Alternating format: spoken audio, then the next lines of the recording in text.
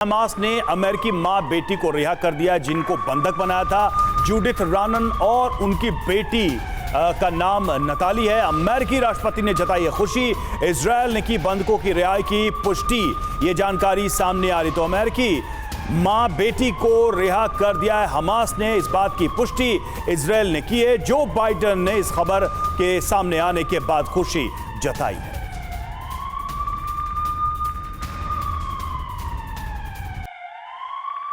और बड़ी खबर है, बाइडेन ने रिहा हुई मां बेटी से बात भी की है। हादसे से उबरने में अमेरिका का समर्थन। हमास ने अमेरिकी मां बेटी को रिहा किया है।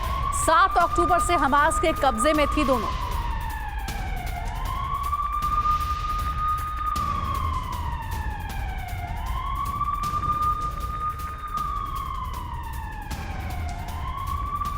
देखिए, हमास के कब्जे में दोनों मां बेटी थी जिसे अब रिहा कर दिया गया है। हमारे साथ चर्चा करने के लिए स्टूडियो में खास मेहमान भी जुड़े हुए हैं, उनसे आपका परिचय करा देते हैं। ब्रिगेडियर संदीप थापर, रक्षा विशेषज्ञ हमारे साथ है। Professor Satish Kumar, foreign expert हमारे साथ है। Air commodore retired SP Singh sir है, रक्षा विश्लेषक। आप सभी का स्वागत है।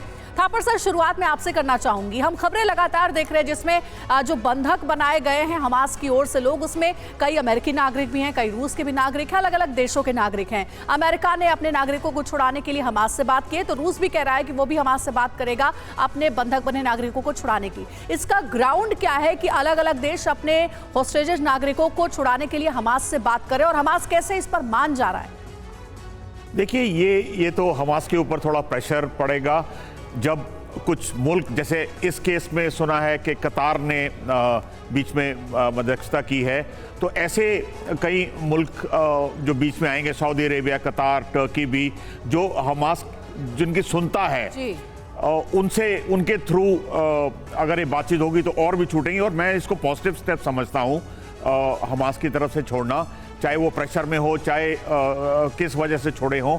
और उम्मीद करते हैं कि और भी ऐसे छूटे, क्योंकि ये जब छूटेंगे बंधक तो थोड़ी सी इजराइल का भी जो रिटेलिएशन होगा, रिट्रीब्यूशन होगा, वो थोड़ा, उसका स्केल थोड़ा सा कम हो जाएगा। जरूरी नहीं है कि बिल्कुल ही ख़त्म हो जाए, लेकिन कम होगा ज़रूर, क्योंकि उनके बंधक अगर छूट जाएं, और हमास अच्छा करेगा, इनको छोड़ देगा, क्योंकि जो नुकसान होना है वो जो गाजा स्ट्रिप में रहने वाले लोग हैं उनके ऊपर होना है उसका। हमास वाले तो बीच में मिल जाएंगे या अंडरग्राउंड चले जाएंगे।